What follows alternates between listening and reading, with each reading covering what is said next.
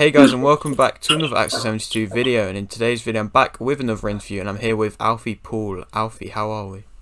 Yeah, excellent. Absolutely flying. Loving it. Great, okay, so am I right in saying you're a welterweight who's 1-0?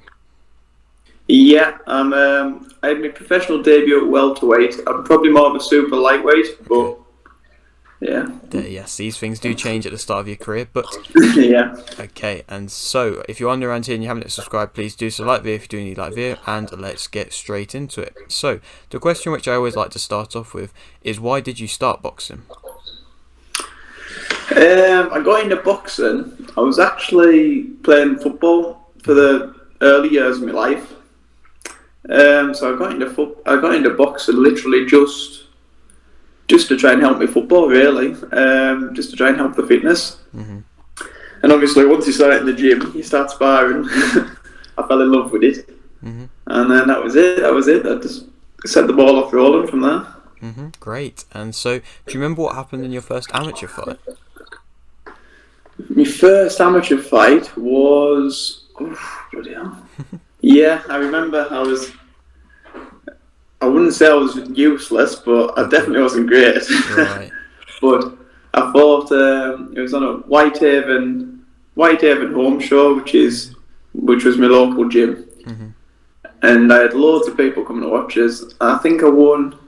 I think it was a second round stoppage, but I loved it, to be honest. I fell in love with it from then. Okay, that's great. And so, in your amateur time, did you win any big achievements? I got to, I think it was the semi-finals of the novice ABAs. So I'm really an inexperienced fighter, to be honest. I think I only had 11 amateur fights.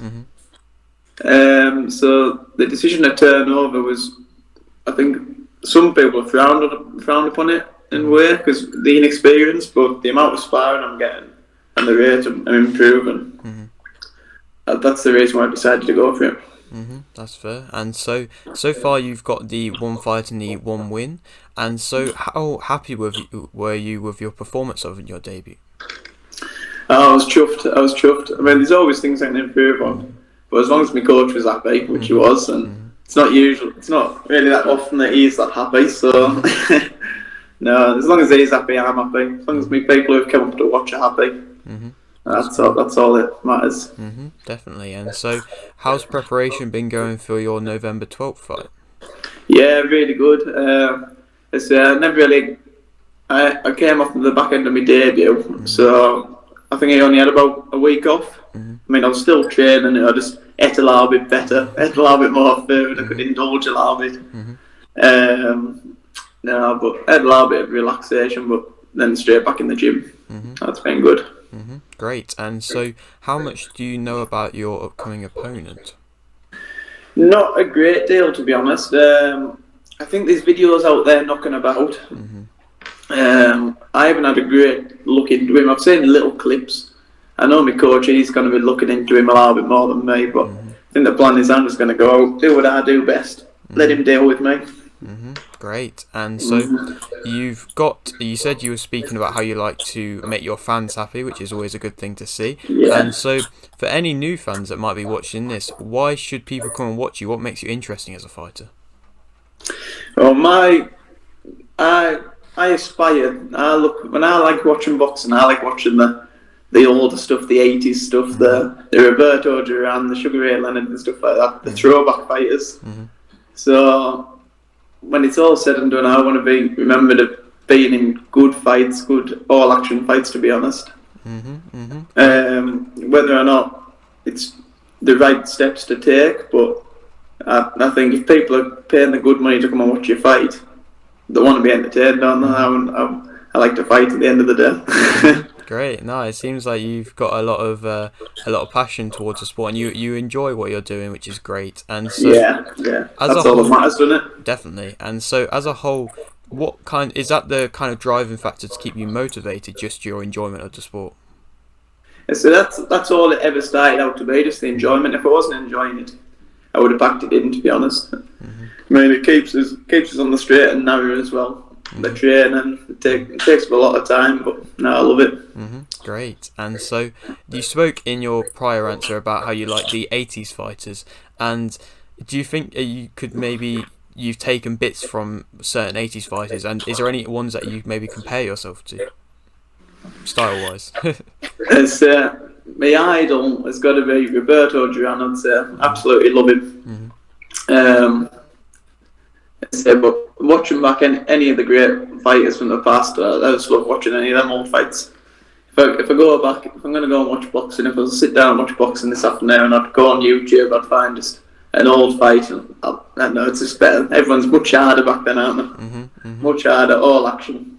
That's great, and it's good to see certain fighters who are maybe a bit younger and coming up in the sport might not look at the history and know too much about the history of the sport, but it's good that you're like completely to know with, and you know the backstory of all the history of the sport, which is good to see. Yeah. And so, going back to your November 12th fight, do you think you could possibly give me a prediction for the fight? I'm hoping to get it stopped early. That's all I want. My first fight went the 4 rounds. I was comfortable in there. I could have went 10. I could have went 12 really. So I'm going to push the gears and hopefully get him out of there early. That's great. Sorry if you can hear the rain. It's really bad. No, we've just finished with it at the moment. So. Right. Okay. Yeah. So I'm trying to speak over it for the moment. No. And so you are just right at the start of your career. And so how far do you believe you can go in the sport? We'll wait and see. We'll wait and see how far I want to get to. But ideally, I want a British title. That's what I've got my eyes set on. And that's what I think I'm going to get. And so, to get them fights, of course, you're going to have to fight tough opposition. And is there any fighters, which maybe not for the moment, but maybe a bit further down the line, will be like a dream fight for you? It's I'm really early out at the moment, so I've been in the gym sparring lots of top fighters. I know a lot of people, a lot of my friends, they're all linking us to, could you ever fight Campbell and stuff like that. I say I've got out against him, but I like watching him, and I always think that would be a good fight to make down the line when we're both a little bit older, bigger names, stuff like that. That would be great. And so I'll leave with this final question, which I always like to ask. You've got a little bit of a platform here. Would you like to shout anything out? No, I just want to. Obviously, I've got my fight on the 12th of November, and I just want to say how much I appreciate everyone supporting us and buying the tickets, all my sponsors.